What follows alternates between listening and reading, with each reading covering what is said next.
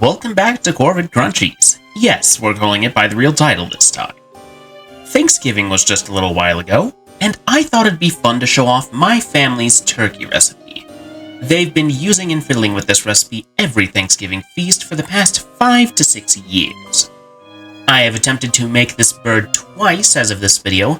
Both times were a great success. If you do this recipe right, you should wind up with a moist, flavorful bird.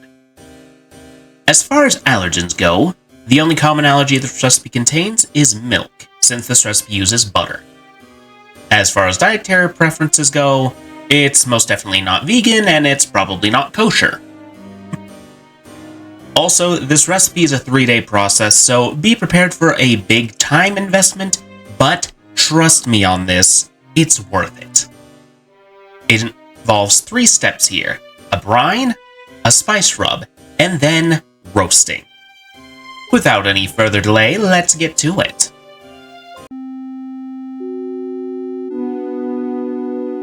So, before we start, let's discuss the purpose of brining the turkey. Have you ever eaten a holiday turkey and felt like it just turned to dry powder in your mouth? The purpose of the brine is to make sure you're not setting yourself up for an experience that will leave you eyeing the wine bottle to both rehydrate and to forget the experience you just had. The brine itself is a salt solution that breaks down muscle fibers and, through the moisture-retaining properties of salt, makes the bird retain more fluid during the cooking process, meaning it's less likely to be dry once it's all done.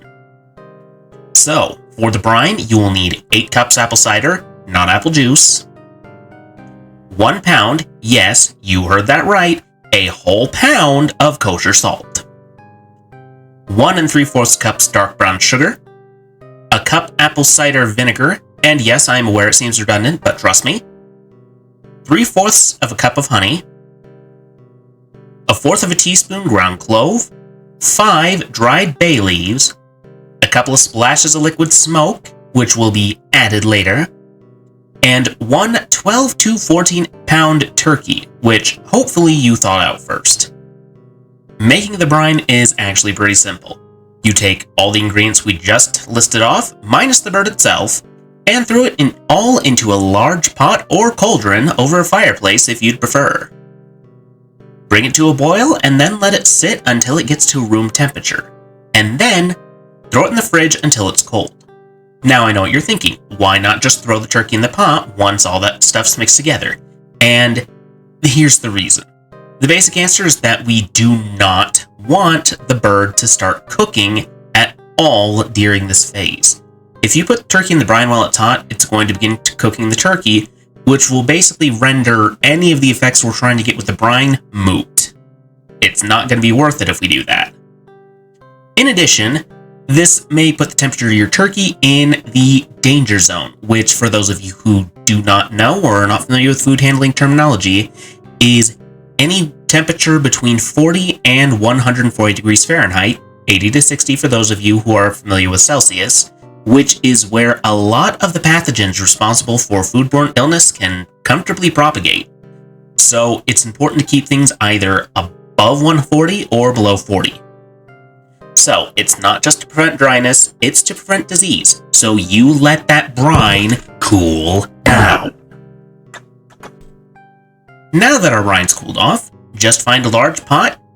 For this, we're just using our roasting pan here, and let it sit in the fridge at least overnight, preferably with the breast down in the brine so that they can soak up the moisture.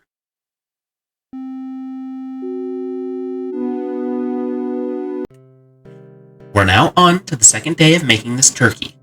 This part is the spice rub, which will ensure we maximize the flavor of the bird, and make sure that the flavor gets all the way through the meat.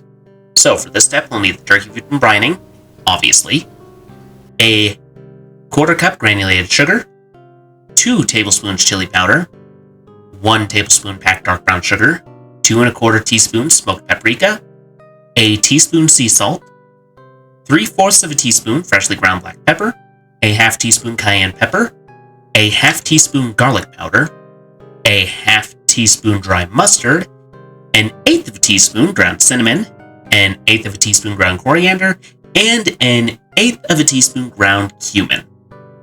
So yes, that is a lot of spices, but it's worth it, and some of these may not necessarily be spices you keep around your home depending on your cooking preference.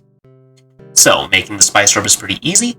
Just mix it all together in a bowl, minus the bird, and make sure to break up any chunks of brown sugar that show up because it does like to clump as it's stirred. You're also going to want to soften about a half cup of butter. And yes, I am specifying a cup, not a tablespoon or teaspoon, a half cup of butter. So, just a fair warning before we proceed, this particular step will require you to handle raw meat more than you typically might otherwise. So, I would highly recommend you wash your hands frequently during this process. And for those of you who really hate the thought of touching raw meat with your bare hands, I would highly recommend wearing gloves. And even then, wash your hands frequently. I cannot stress this enough. So, first, dump the brine. You don't need it anymore, and you can't really use it for anything else because, well, raw meat's been soaking in it. And then you're going to rinse the turkey and remove any gizzards that are in it if you didn't already do that. And then, here's the part where it gets a bit more gross and a bit non-standard. So, you're going to rub that turkey with the softened butter and the spice rub inside and out. And I mean that more than just rubbing the inner cavity and the skin.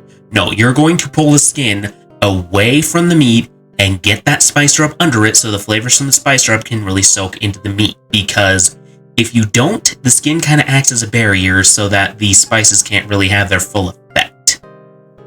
And yes, it is just as unpleasant as it looks in the video footage. I regret not wearing gloves for this. So, once you've finished with that, you're going to rub a 1/4 cup honey and some vegetable oil on the outside of the bird and fill the inner cavity with an onion that you've cut into quarters. Now that all this is over, you're going to let it sit overnight again. Now, I know that was a very gross process, but trust me, this will be the most tasty turkey you've ever had. Now, on to roasting day.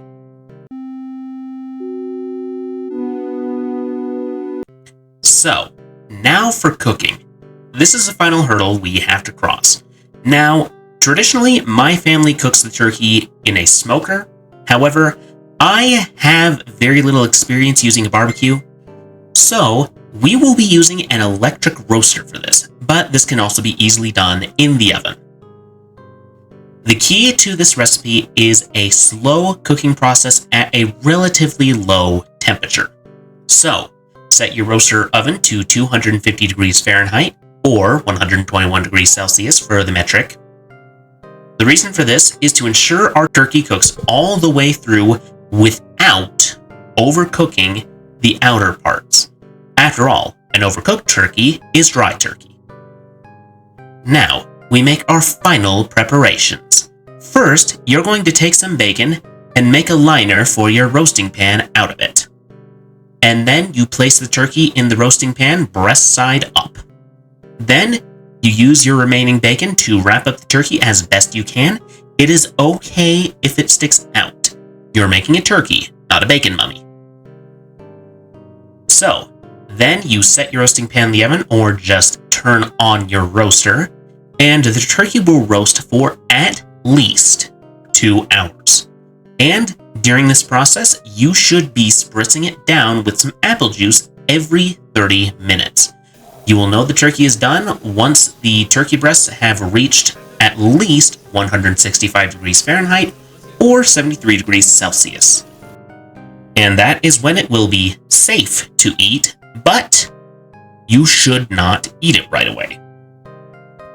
So, once our turkey's reached temperature, you should let it sit at least 30 minutes before carving, because when you cook meat, it agitates the fluids in it. For example, you ever seen that red fluid that comes out of a steak when you cut into it? That is not blood. That is water that was released from the muscles during the cooking process, and letting the meat rest allows those juices to settle, meaning that all of that juice and moisture is not just going to run out of your meat. So, before carving, you can also remove the bacon. You can do what you like with it. It's perfectly safe to eat, but due to what's in the spice rub, I would definitely not recommend giving it to your pets. And after that wait period, we have our turkey, just in time for Thanksgiving dinner.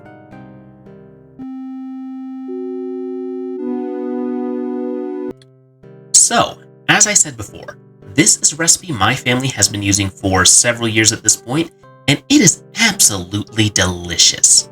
If done correctly, the turkey should be moist and have an excellent flavor, regardless of what part of the bird you're eating. As for myself, though, I've always preferred the dark meat. As for what to do with those leftover bones afterward, you can turn it into a stock, or there's probably other recipes you can use them for. But we're not covering that today. Anyways, that's how you make the Cawthorn family turkey. I hope you all enjoyed it, and if you make this for yourself, let me know how it goes. I'd love to hear about it. And remember, at Corvid Communications, we won't leave you eating crow. Have a good evening, and join us next time for Corvid Crunchies.